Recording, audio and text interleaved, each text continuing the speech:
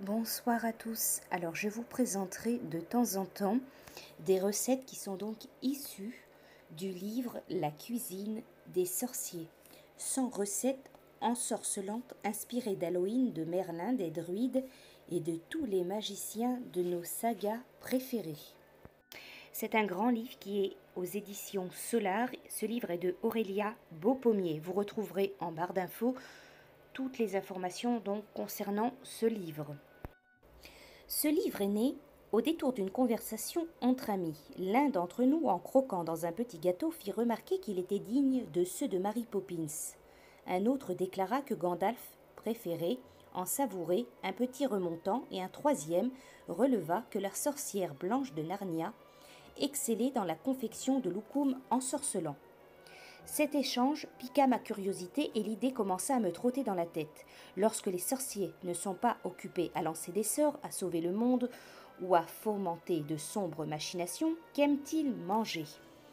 L'enquête commençait et se révéla passionnante.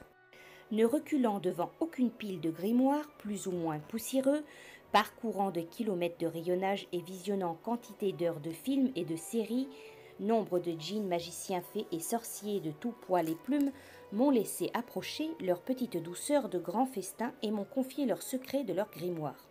Et si certaines recettes ont été inspirées par les différents univers, la grande majorité est tirée directement de leurs aventures. De Merlin au Seigneur des Anneaux, du génie de la lampe à l'univers des jeux vidéo, en passant par Narnia, Doctor Strange ou Halloween, Aurélia Beaupommier rend hommage à tous les sorciers, fées, elfes, mages et magiciens avec ses recettes.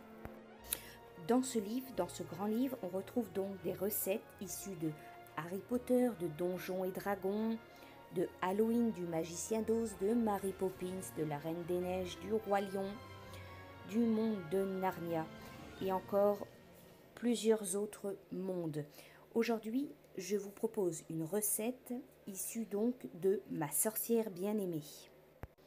Dans cette série diffusée à la télévision à partir de 1964, Samantha est une sorcière ayant vécu incognito durant de nombreux siècles parmi les humains. Lorsqu'elle épouse Jean-Pierre, un publicitaire des années 60 qui ignore tout de l'existence des sorciers, le couple vivrait un bonheur sans nuage si Andorra, la mère de Samantha, ne s'ingéniait pas de ses sortilèges à rendre la vie impossible à Jean-Pierre, si leur fille Tabata ne pouvait s'empêcher d'utiliser ses pouvoirs en présence des voisins, ou si les catastrophes d'ordre magique ne cessaient de troubler leur pas si paisible quotidien. Heureusement, grâce à ses pouvoirs et à son humour, Samantha réussit toujours à arranger la situation d'un froncement de nez. Alors aujourd'hui, la recette donc issue de Ma sorcière bien-aimée que je vous propose, ce sont des canapés Andorra. L'Amérique d'après-guerre rêve de paradis polynésien et l'ananas en boîte devient l'ingrédient incontournable pour donner une petite saveur hawaïenne au dîner de fête. La famille Stephens ne s'échappe pas à cette déferlante. Andorra, la mère de Samantha, adore ses canapés. Oncle Arthur et tante Clara les ont adoptés en un rien de temps. Quant à Tabata, elle en raffole.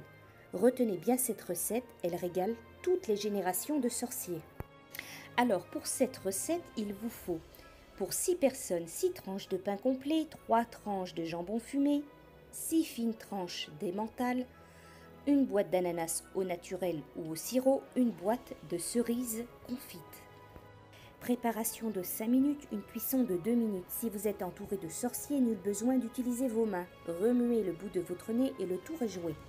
Égouttez l'ananas, décoinez le jambon.